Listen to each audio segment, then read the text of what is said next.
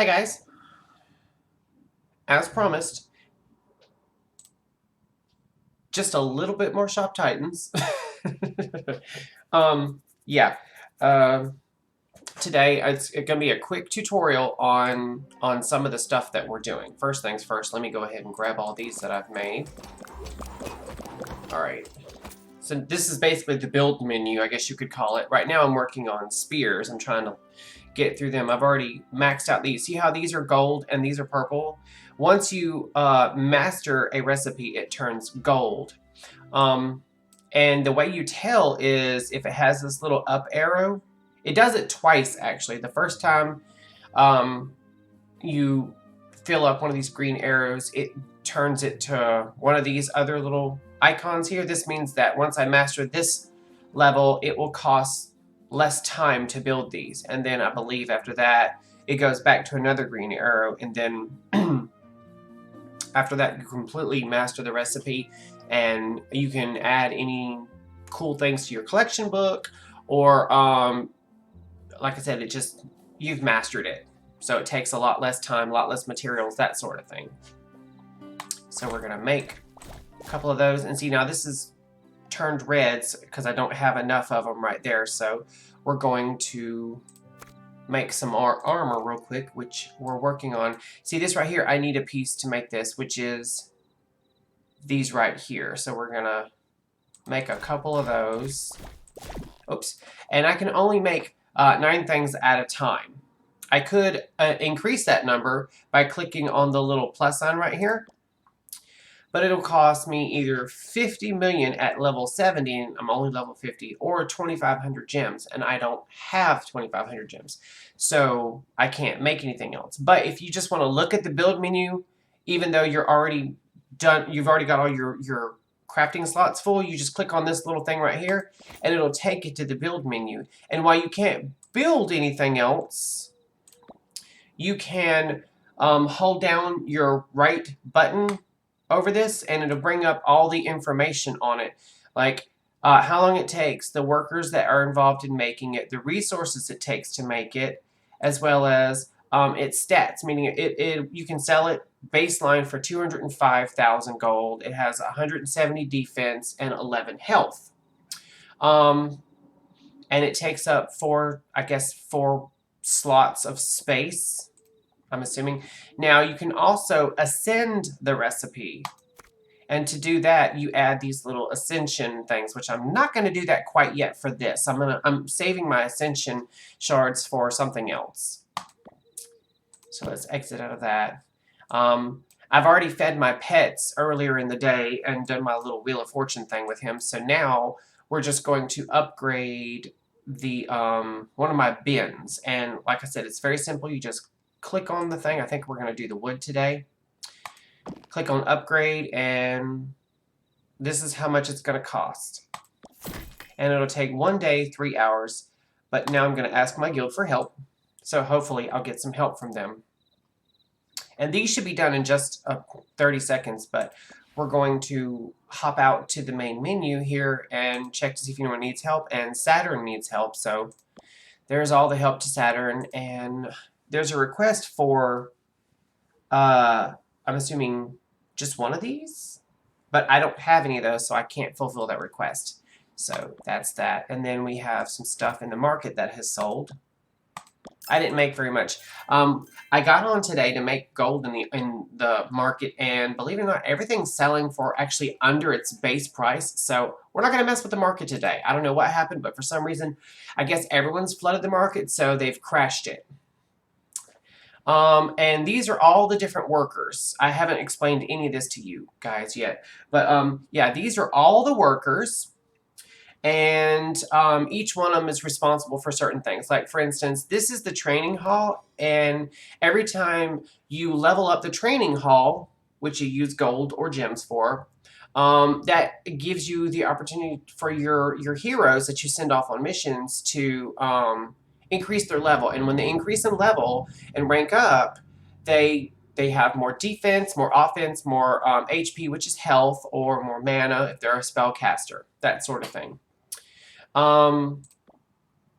This is the smelter, and this is actually a big deal. I really do need to invest more to him, so I'm going to invest about 3 million,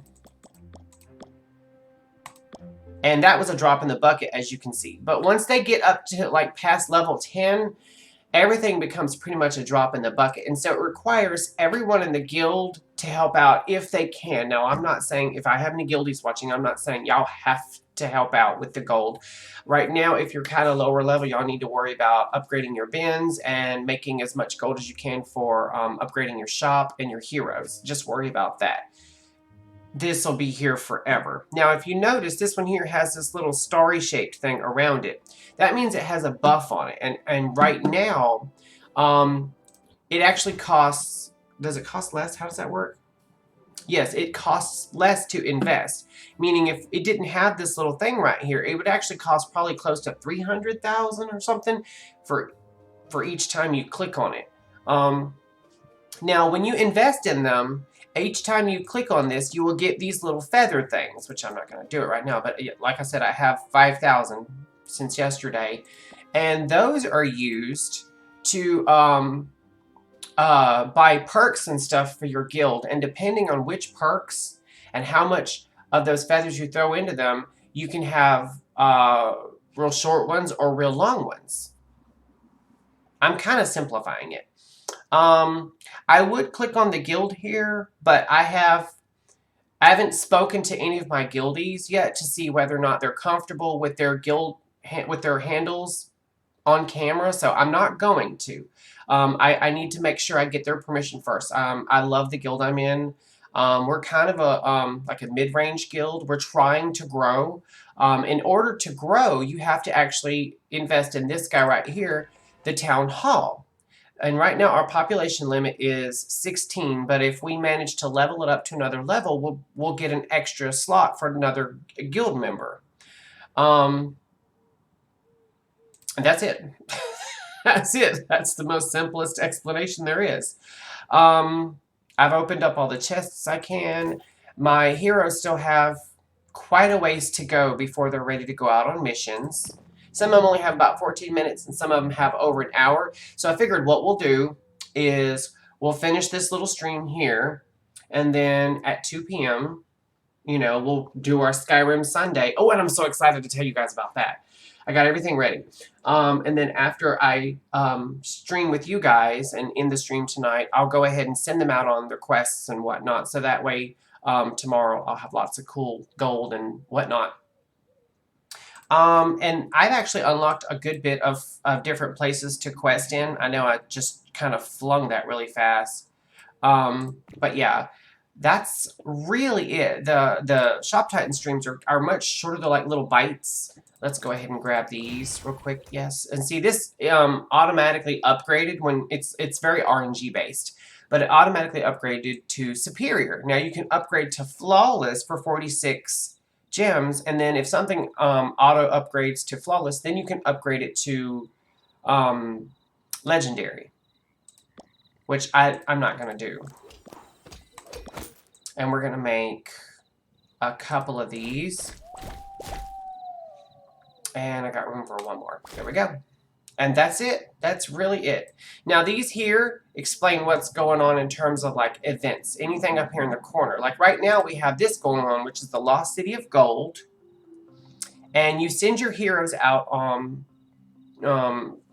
missions to the Lost City of Gold, and they come back and they bring gold bars. And that brings up this right here. Now, we've managed to get just a little over 4,000 as a guild, but by the end of it, we're hoping, well, the goal would be to the grand prize, but, you know, I believe we can do it. I just don't know if it's going to happen because everyone is, you know, busy with things outside of life right now. We've got one guildie, I'm not going to tell names or anything, but we've got one guildie who works a week on, so doesn't really get to play as much during that week, but then has a full week off, so then they really get to play a lot. And they're one of our best guildies. I mean, we love all of our guildies. And our guild master, if you're watching, we love you. You're doing such a great job, and we're so proud to be part of this. And then the other event that's going on, this is not an event, I'm sorry, this is a special deal. This is what I was telling you about, like the buy you can buy little packages, and they'll give you like keys and stamina drinks and stuff like that. Loot bugles, which I need loot bugles, but I'm not spending money that I don't have to, because like I said, you can play this game completely for free and still win. There's no losing at this game. It's fun. It's a little cartoony. Yeah, you can zoom in. You can actually change the perspective of the thing, so you can really get a good look at your shop from any angle. And if you notice, I've actually got this. This is the doorway right here. I've got this big table in front of the doorway. It kind of like locks your your shop so no one can come in, because I'm at a level now where like I get constantly bombarded by customers and by quest givers, and so I don't get as much done in my shop as I need to, or as much questing, because it seems like I'm constantly clicking on people and selling stuff. Which selling stuff is okay. That's a good way to start out and make your gold, but realistically, I craft to keep my shelves full, but to also have enough to sell in the market, because that's where I make my real money. The money comes from the market. Let me click on that. See, that's how fast I was talking for 2.5 minutes and was able to, was able to wait for that to pop up. So now it's full, and these right here take a maximum of almost 16 minutes. And these here, I forget how long they take, but they'll all be ready and waiting for me when I get off the Skyrim stream today. I just realized how dark my camera is. It's not doing me any favors, really. Oh, by the way, hello and welcome to the stream. I meant to say that earlier. Completely forgot to say hello to you guys. I'm sorry. I got suckered into this game. This is a game that, like I said, you can play in bed at night, before you go to sleep, or on the bus to school, if you have a good broadband connection from, like, if you live somewhere that has pretty much a widely available broadband, or like if you're in the kitchen waiting for your popcorn to pop, you can play this game for a couple minutes. You can sink as much time or as little time in this game as possible and still find a viable, fun experience. I've never ever once rage quit this. I've never been like, dang it, I'm so mad. Never. It's a very relaxing game. And there actually is music to this game that plays in the background. It's very cute. It's like, it's real cutesy, fantasy, you know, relaxing, but I don't play it just in case it demonetizes any of my videos. Now the sound effects, I don't care. And to turn it on and off, you just go to your settings, and you can turn your music up or down, sound up or down. And oh, interestingly enough, if you play this on your phone and then you download it on your computer later, which you can play it on your computer for PC, you'll get 2 different characters. But all you got to do is go to your Shop Titans ID thing right there, and I'm not going to bring it up because it's going to have mine. But if you go to that right there, you can input your ID from your phone and play the same game through different devices and whatnot. I actually played for a little bit on my phone, and so at one point I was playing on my phone, tablet, and on PC the same character. Now my character's name on here is Hank. I don't know why I named him Hank. I don't know any Hanks other than Hank Hill from King of the Hill. Damn it, Bobby. Like, that's the only Hank I know. And I was not even thinking of him when I named this character. But I think I tried to name this character Boomer, and there was already a Boomer in here, and every alt spelling I came up with, it was already taken. So I probably just said, oh, I'll just call him Hank, and it's stuck. But okay, let me exit out of this. There we go. And before I exit the stream, I'm going to go ahead and tell you guys about the loves and losses of playing Skyrim. It's ridiculous. My quest to install Holds hit a serious impasse today. Holds is a mod that I really want to play. But in order to play Holds, I would have a much different gaming experience, and from doing the research, probably one that wouldn't suit my my aesthetics as much as I thought it would. Like, I really am intrigued by the idea of what Holds does. And maybe one day I'll do like an in-depth, um, like a deep dive into the mod itself without actually playing it, if that's possible. Maybe show a video or two about it. It's a really good looking mod, and I'm very interested in it. The only problem is, it plays well with a lot of mods, but it also doesn't play well with a lot of mods that I consider necessary for my playthrough. Not mods that are necessary for other mods to work. I mean mods that I always use in a playthrough. These are mods that make the game either infinitely replayable or just they add something that I'm like, oh, this is so good. So we're not going to use holds. We're going to stick to JK Skyrim and Settlements Expanded. I almost went with ETAC, which is... what the hell is ETAC? We're going to have to... we're going to have to Google that. I forget what that stands for. What is the name of it? I Googled ETAC and it brought up everything else. So let me type in Skyrim ETAC. Expanded towns and cities. I knew it was going to be something super, super basic that I should have already known. But yeah, I knew that was definitely, I knew that stood for something real simple. But expanded towns and cities, otherwise known as ETAC, is very similar to JK Skyrim. And they actually will work together, but in order for them to work together, you have to choose modular versions. And some of the places that ETAC replaces, JK Skyrim also replace. And so you have to turn some of those off. And the few cities that actually get turned off from JK Skyrim are some of the ones that I really like. So I might do a different playthrough with ETAC at a different date. But for now, we're going to stick with JK's and Settlement Expanded. But I did install an ENB. I did install a couple of new weather mods, a bunch of armor mods, texture mods, new UI mod, new font mods. What else? I installed I changed a lot of my mod load order. Now, interestingly enough, here we go. Here's something cool.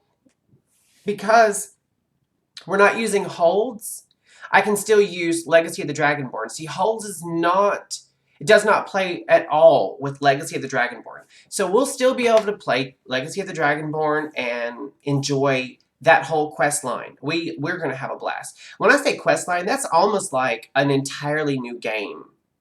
Like, it doesn't just send you to places from base game and DLC areas, but it also sends you to new locations that are in the mod itself. Like you'll go to, I believe, Oblivion. You'll go to Elsewhere. You'll be going to a lot of different places. And they're all there brought in by the mod. And I've never heard anything bad about Legacy of the Dragonborn. I've only ever heard good things. Plus, it introduces a whole new crafting system for archaeology. It introduces archaeology. Now, that being said, I did have to create a new save because my whole mod list is completely different now. And so the game that we were playing is still there. I didn't delete it or anything, but it's not going to be compatible with all these new mods. So, of course, we're going to start from scratch. Now, I went ahead and loaded a new character, made the new character, and played through the carriage ride and ran across Helgen into the keep, and that's where I saved. So we're going to pick up literally a minute or so after Alduin arrives. And that's where I saved. I just wanted to get through that. Oh, interestingly enough, I encountered not once but twice the carriage bug, where you're in the carriage and it starts shaking real bad and then it starts flipping around. I encountered it twice in a row. Third time was a charm. It worked fine. And then I believe once I jumped from the tower into that building next to it, I lost control of my character. I couldn't move or anything. So, of course, then I had to go into console and type in the little, enable player controls or something like that. And after that, everything was fine. So I don't know if that was brought on by like a mod conflict or what, but everything's working fine. The game looks amazing. Just a little bit I could see because I was trying to get away from Alduin. Because believe it or not, I did not do any of that in God mode. I know I'm a bit of a cheater when it comes to God mode, but I didn't do any of that in God mode. So I was so afraid I was going to get killed by something. But I also found out that when you're running through Helgen away from Alduin in the beginning of the game, you can actually loot the dead soldiers. So I did. I haven't equipped anything, but you can loot the dead soldiers. I'm actually stunned about that. I didn't know. See, you learn something every single day. Anyway, let me stop this stream, and then we'll take a quick break so I can run downstairs and grab something to drink because I'm dry from all this talking. And then in just a couple of minutes, in about 10 minutes, we're going to do Skyrim. I'm so excited. I can't wait to play this new mod list. There's going to be so much cool stuff. So much cool stuff. And I'll see you in just a couple of minutes, okay? Stick around.